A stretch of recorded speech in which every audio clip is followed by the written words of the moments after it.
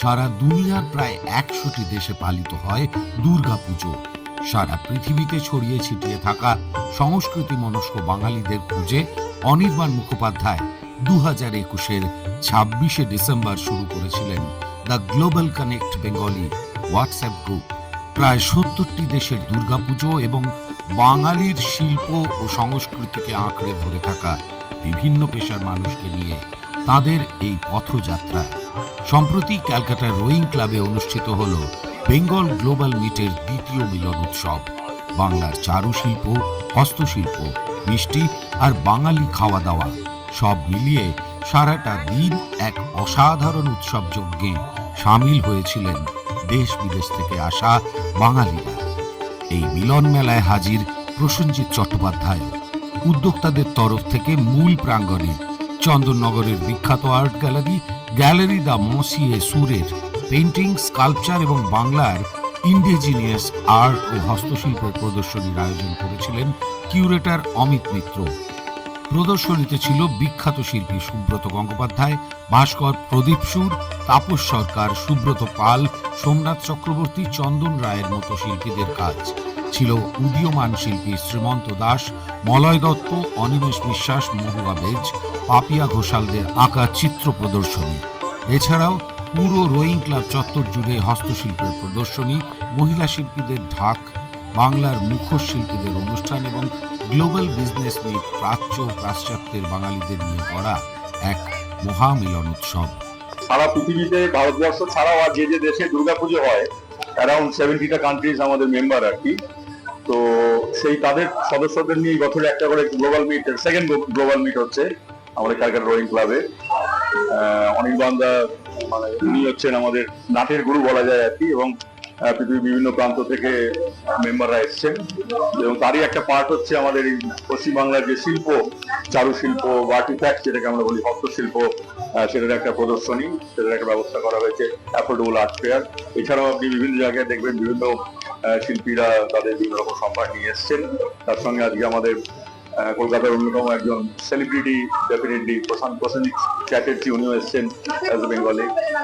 হ্যাঁ, উনি তো এসে প্রথমেই আমাদের গ্যালারিতে ঢুকেছিলেন এবং ইনফ্যাক্ট আমরা ওনাকে যে মেমেন্টোটা গিফট করবো আর কি, সেটাও made by sculpture Chandan Ray gallery, artist of my gallery. আজকে প্রায় 400 জন মতন প্রতিনিধি এসছেন আর কি পৃথিবীর বিভিন্ন প্রান্ত থেকে, এবং সেকেন্ড এক্সট্রা ভ্যাকেন্সা সকাল থেকেই শুরু হয়েছে, রাত্রে ডিনার হয়েছে সবে আর কি। Mohua Beige. We'll take a photo, a team photo.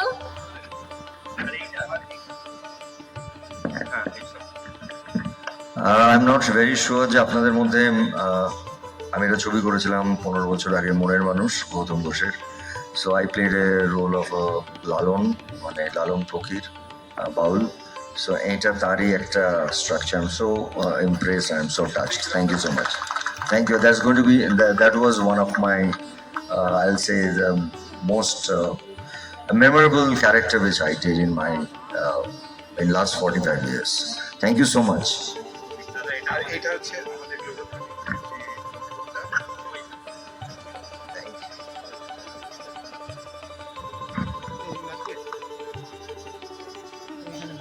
এবং আমাদের প্ল্যাটফর্মে যারা আছে তাদেরও যা যা বলছে সবকিছু একটা গ্রুপ পিকচার হবে সবাই।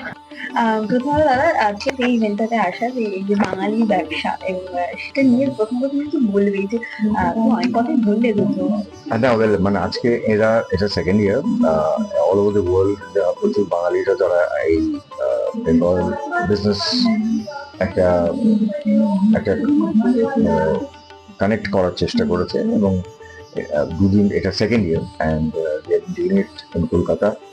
প্রচুর মানুষ এসছেন অবশ্য, অ্যান্ড দুদিন ধরে এটা করছেন। এটা একটা ভেরি গুড ইনিশিয়েটিভ আমার মনে হয়েছে, and they really wanted me to come here, because শুধুমাত্র বিজনেসের জন্য নয়, like they really wanted me to be here, and I really enjoy, কারণ এদের সঙ্গে আমাদের দেখা হয় না।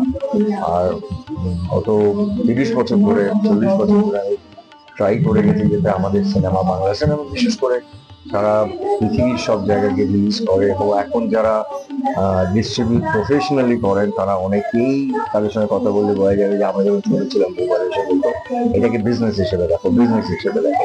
কারণ একটা হয় ভীষণ, আমি মনে করতাম আগে যেটা হতো যে অনেকেই সোশ্যাল মিডিয়াটা আনন্দের চলতে করছেন, ভালো কিছু করছেন। এখন তারাই কিন্তু এটাকে আস্তে আস্তে যে এটা প্রফেশনালি কাজটা করে। তো অবভিয়াসলি এই প্রফেশনালিজমটা থাকলেই আমার মানে যেরকম তাদেরও গ্রোথ হবে, আমাদের বেঙ্গল সিনেমাও গ্রোথ হবে। এবং সেটা অন্যান্য আঞ্চলিক ভাষার যে সিনেমা হয় সেটা তারাও যেরকম ভাবে ওয়ার্ল্ড ওয়াইড পৌঁছায়, আমাদের সিনেমা এখন ওয়ার্ল্ড ওয়াইড পৌঁছাচ্ছে। এবং আমি আশা রাখবো যে ভবিষ্যতে এটা আরো বাড়বে, কারণ আমাদের বাঙালি সারা পৃথিবীতে ছড়িয়ে আছে, যে really love to watch hour good content. দাদা এই যে বাংলা সিনেমার এই যে সাফল্য বা ব্যবসার কথা তুমি যেটা বলছো, সেটার জন্যই 2026 একটা ক্যালেন্ডার তৈরি করা এবং এই যে 3টে ছবি আসবে সেটা, এবং একটা যে 2 কোটির অঙ্ক বেছে দেওয়া হয়েছে, আর সেটা নিয়ে কি বলবে যে এটা নিয়ে আমি আজকে কথা বলবো না। আমার মনে হয় এটা নিয়ে যেটা হবে সেটা হচ্ছে যে সময় সাপেক্ষ, সময় উইল প্রুভ যে কোনটা ঠিক কোনটা বেঠিক। কিন্তু হ্যাঁ, আমি মনে করি যে যেটাই হচ্ছে একসঙ্গে একটা টেবিলে যদি 10 জন বসে তাহলে অনেক সমস্যার সমাধান হয়ে যায়। আমি চাইবো ভবিষ্যতেও যেন সেইভাবেই সমস্যার সমাধান।